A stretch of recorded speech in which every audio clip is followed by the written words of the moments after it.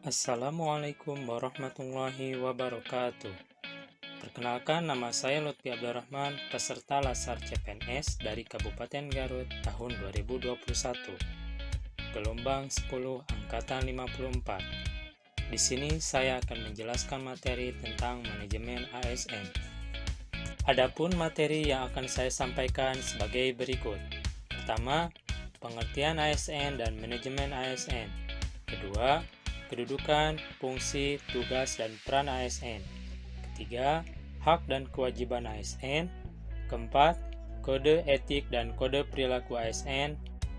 ASN atau aparatur sipil negara merupakan pegawai negeri sipil dan pegawai pemerintah dengan perjanjian kerja yang diangkat oleh pejabat pembina kepegawaian dan diserahi tugas dalam suatu jabatan pemerintahan atau diserahi tugas negara lainnya, serta digaji. Kedudukan ASN. Untuk dapat membangun profesionalitas birokrasi, maka konsep yang dibangun dalam Undang-Undang ASN tersebut harus jelas. Berikut beberapa konsep yang ada dalam Undang-Undang Nomor 5 Tahun 2014 tentang aparatur sipil negara. Berdasarkan jenisnya, pegawai ASN dibagi menjadi dua. Yang pertama, pegawai negeri sipil atau PNS. Yang kedua, pegawai pemerintah dengan perjanjian kerja atau PPPK. PNS merupakan warga negara Indonesia yang memenuhi syarat tertentu, diangkat sebagai pegawai ASN secara tetap oleh pejabat pembina kepegawaian untuk menduduki jabatan pemerintahan, serta memiliki nomor induk pegawai secara nasional. Sedangkan PPPK adalah warga negara Indonesia yang memenuhi syarat tertentu, yang diangkat oleh pejabat pembina kepegawaian berdasarkan perjanjian kerja sesuai dengan kebutuhan dari instansi pemerintahan untuk jangka waktu tertentu dalam rangka melaksanakan tugas pemerintahan. Selanjutnya, fungsi dan tugas dari ASN. Untuk menjalankan kedudukannya tersebut, maka pegawai ASN memiliki fungsi, diantaranya pertama, pelaksana kebijakan publik, kedua, pelayan publik, dan yang ketiga, perekat dan pemersatu bangsa.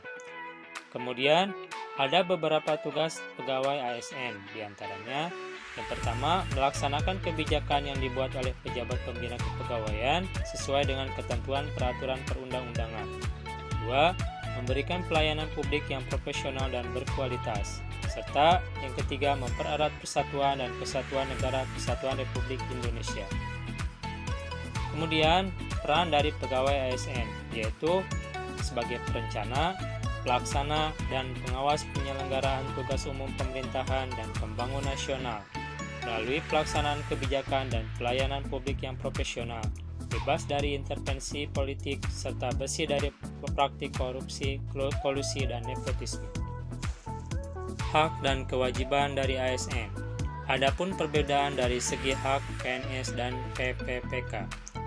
PNS memiliki hak yang pertama, gaji, tunjangan dan fasilitas, yang kedua, cuti, yang ketiga, jaminan pensiun dan jaminan hari tua, yang keempat, perlindungan, dan yang kelima, pengembangan kompetensi.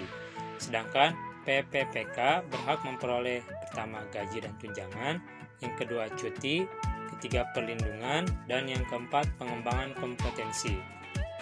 Selanjutnya, kewajiban pegawai ASN yang disebutkan dalam Undang-Undang ASN, yaitu yang pertama, setia dan taat pada Pancasila, Undang-Undang Dasar Negara Republik Indonesia tahun 1945, Negara Kesatuan Republik Indonesia, dan pemerintah yang sah.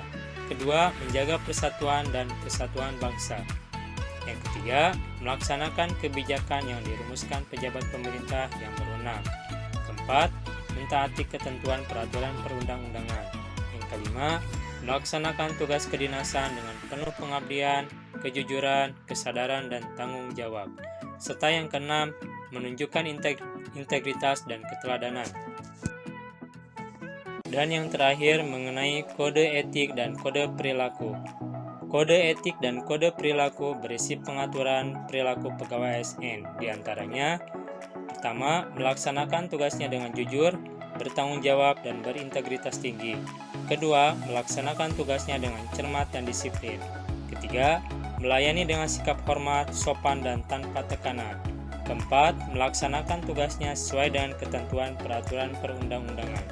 Kelima, melaksanakan tugasnya sesuai dengan perintah atasan atau pejabat yang berwenang, sejauh tidak bertentangan dengan ketentuan peraturan perundang-undangan. Keenam, menjaga kerahasiaan yang menyangkut kebijakan negara. Ketujuh, menggunakan kekayaan dan barang milik negara secara bertanggung jawab, efektif, dan efisien.